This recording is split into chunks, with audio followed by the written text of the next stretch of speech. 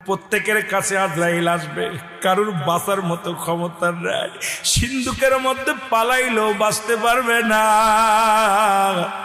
এরে গাছতলা বসে থাকলেও বাঁচতে পারবে না, 10 তলায় থাকলে বাঁচতে পারবি না। এরে মুসলমান, পালানোর মতো কোনো জায়গা নাই। পৃথিবীর যে প্রান্তে থাকো গো,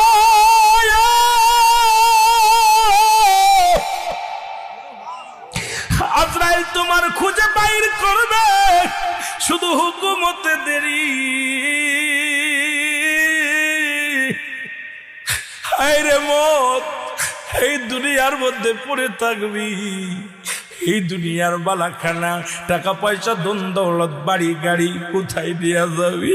কার জন্য সুদ খাও, কার জন্য ঘুষ খাও, কার জন্য জিনাবে বিচার করো? এই দুনিয়ার জিন্দেগি